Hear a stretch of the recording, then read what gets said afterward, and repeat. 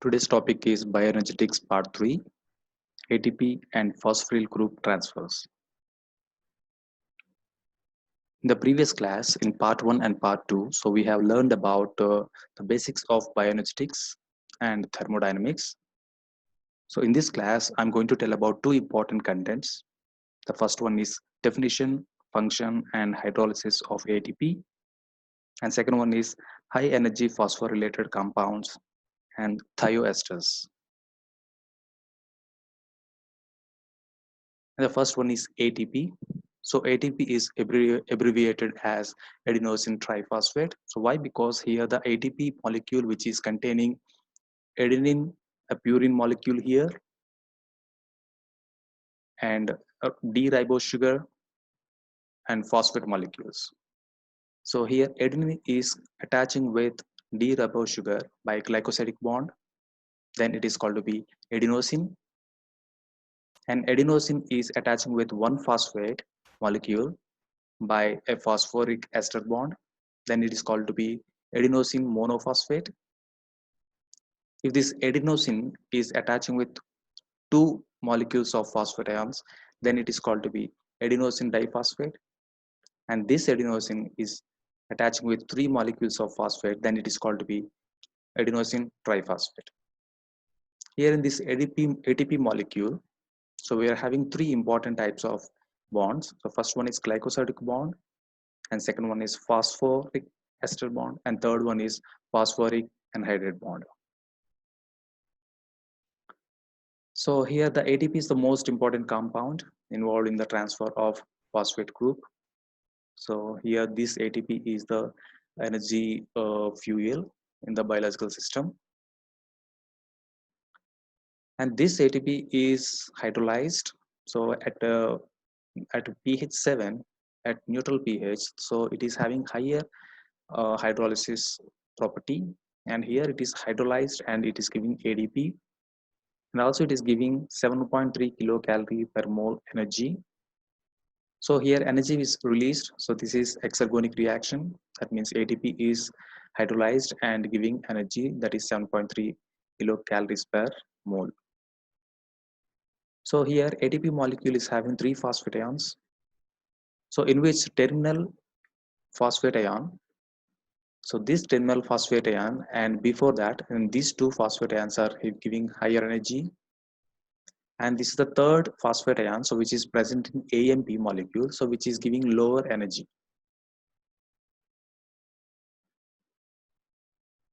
So ATP is a universal carrier of phosphate groups. So ATP is available in all type of cells and in all animals, like animals, plants, and microbial organisms.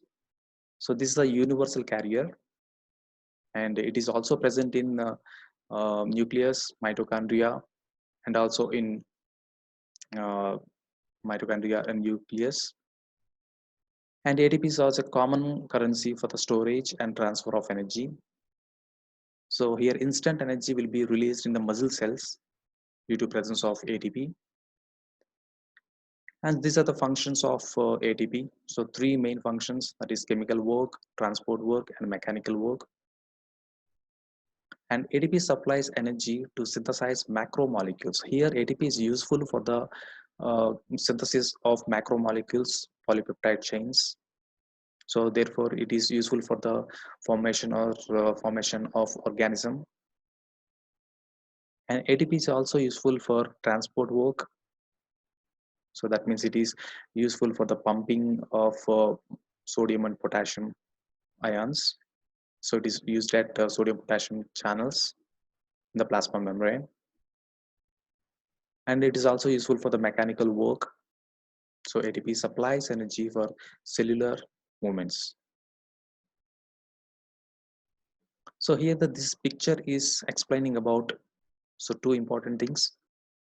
So one is catabolic reactions. Here this is the catabolic reactions will be occur. This is the anabolic reactions will be occur here. In the catabolic reaction, the complex molecule so will be catabolized and converting into simple molecules. So in this process, in this catabolic process, here ATP is released. So here energy is released, so that's why this is called exergonic reactions. And this energy so will be utilized to formation of the products from the reactants. So that means here this ATP will be utilized to synthesize the products. So here energy will be consumed, energy will be utilized. So that's why this is called to be endoganic reactions. And this is a circle ATP ADP cycle. So after ATP is converting into ADP, then again ADP is converting into ATP by exergonic reactions. This is a continuous cycle which will be occur in the biological system. So this is the hydrolysis part of ATP. So this is the ATP molecule which is having 3 phosphate molecules and ribose sugar and adenine. And we have already told that here it is having 2 important bonds. So that is uh, phosphate anhydride bonds. So these phosphate anhydride bonds having it is like a spring which is having a potential energy. So it can immediately break up and it can release phosphate ions. And here, so after hydrolysis, so this bond, phosphate anhydride bond will be broken, and here phosphate ions will be released. Then here the ATP is converting into ADP, and this phosphate ion, so which will be ionized, and here H plus ion will be released, and phosphate ions will be released. But here negative charge uh, will be present on the oxygen, so that's why it's trying to get the stability. So the charge will be rotating in all oxygen molecules. It is getting resonance stabilization. So ATP is having less resonance stabilization, but whereas in case of ADP is having more resonance stabilization. So here in this process, so ATP is releasing so minus 30.5 kilojoules per mole.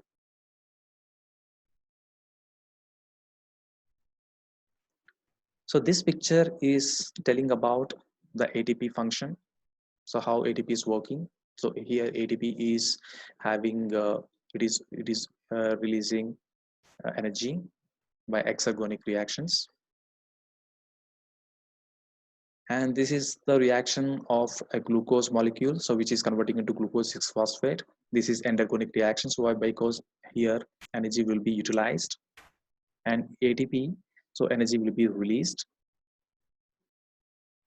In the third reaction, so glucose along with ATP, so here ATP is an energy source, so which is providing energy for the glucose, so to convert glucose to glucose 6 phosphate.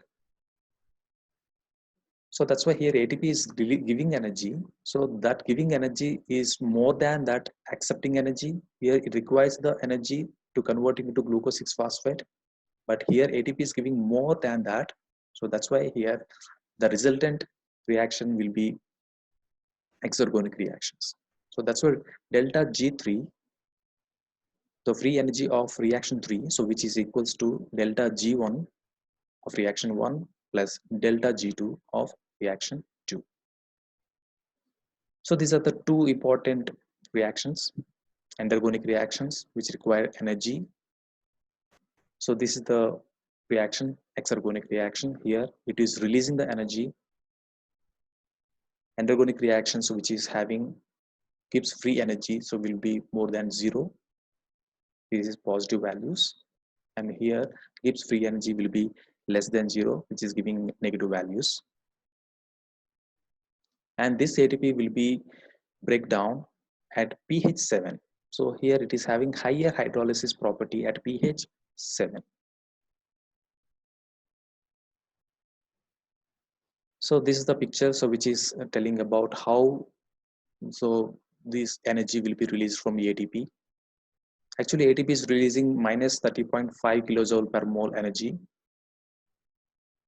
but here the ATP is releasing this much energy, but in the cytosol magnesium ions will be present. This magnesium will be attaching with the ATP and forming magnesium ATP complex. So due to frequently forming of this magnesium ATP complex, so here it is producing minus 50 to minus 65 kilojoule per mole energy. That means this is almost twice to that of ATP, which is released alone here. So energy is released by magnesium ATP complex will be minus 50 to 65 kilojoule per mole.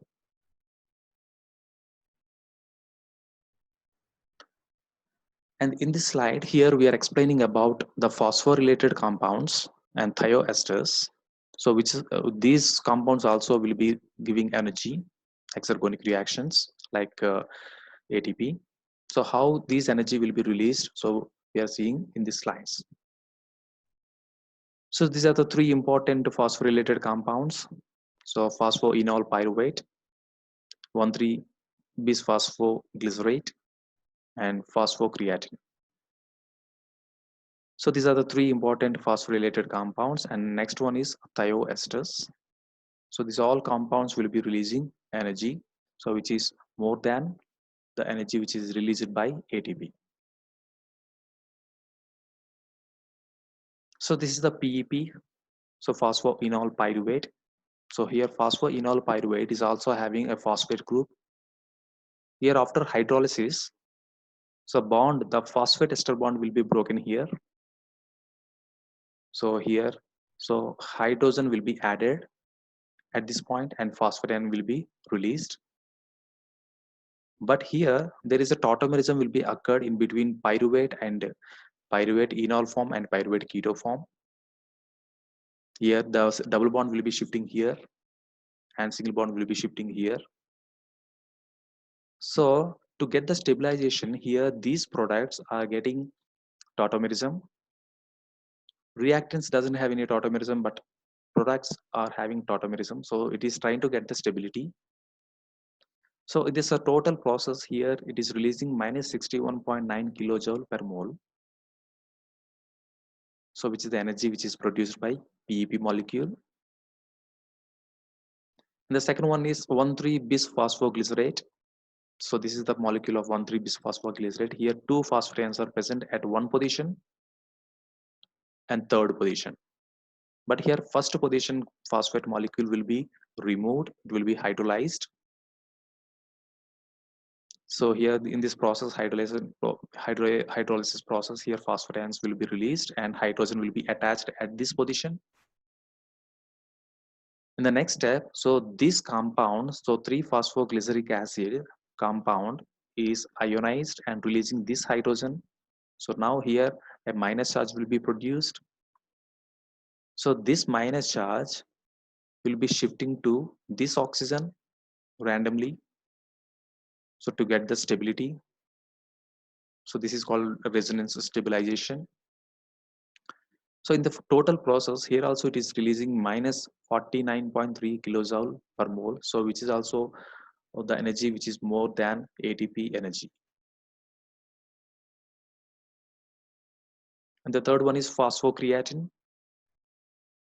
So here this phosphocreatine is also having a phosphate ion, so which will be hydrolyzed. And here hydrogen will be adding here to this compound. So now, so NH2 will be obtained. So this carbon is having two amine groups. So here double bond is present. So that's why here a positive charge will be produced.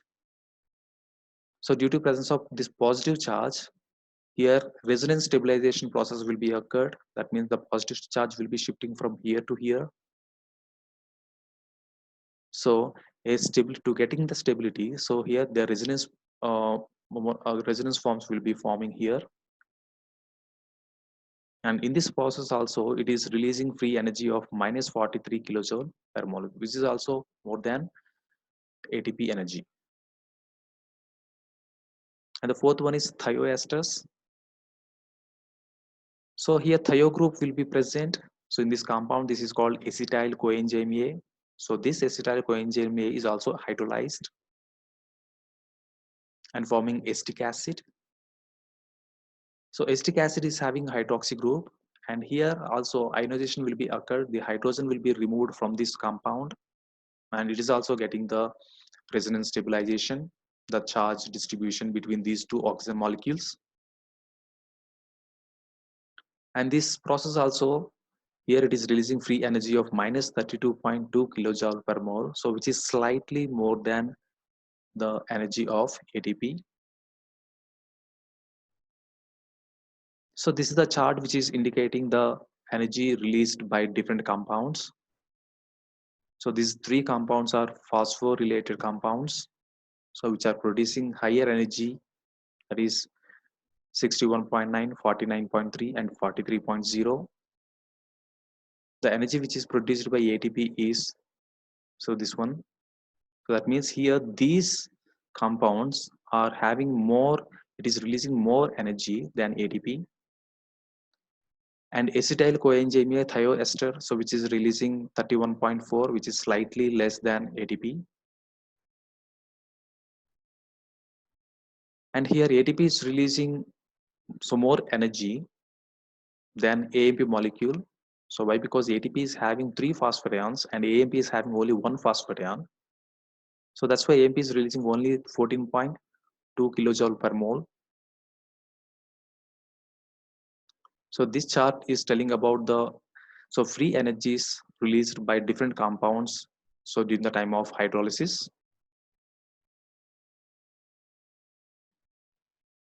So in this picture here, ATP provides energy by group transfers. Here the amine group is transferred from one compound to another compound. So this is the reactants glutamate, so which is glutamate, which is converting into glutamine by transferring amine group. So this process called to be amination process. Here reactants are converting into finally products, but here it requires activation energy.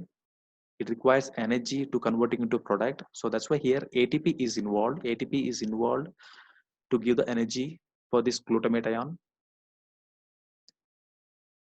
So this is the picture. It is telling the activation energy. These are the reactants glutamate, and which requires energy. So energy will be supplied by ATP. And now the reactants are getting energy, and it is reaching to the higher energy levels. Now the reactant is phosphorylated. So this is a phosphorylated compound, so which is having phosphate ion. In the next step, so here energy will be released. Then again it is coming back to down, and it is forming a product. So now again here, so phosphorus is released and amine group is attached at this position and forming glutamine. So this activation energy is called to be exergonic energy, and sorry, endergonic energy. Why? Because here energy is supplied to the system, and here energy is released from the reaction. So that's why this is called exergonic reaction. So here ATP is useful for group transfer. It is also providing energy for the group transfers. ATP is providing energy for the hydrolysis process for different phosphorylated compounds. So ATP is the main source for the biological systems. So this is a chart which is explaining different compounds which are providing different free energies, gives free energies. So here adenine is producing, sorry, ATP is producing so around minus 30 kilojoules per mole. So these compounds above this ATP are called to be phosphorylated compounds, which are called to be high energy compounds, so which are having higher energy than ATP. And these compound glucose 6-phosphate and glycerol phosphate, so which are having lower energy comparing with the ATP. So that's why these compounds are called to be lower energy compounds. So this is the chart which is explaining different compounds and their energy levels. So higher energy compounds are producing less than minus 25 kilojoule per mole, and lower energy compounds are producing the Gibbs free energy of about more than minus 25 kilojoule per mole. So this is about the phosphorylated compounds and ATP. Thank you.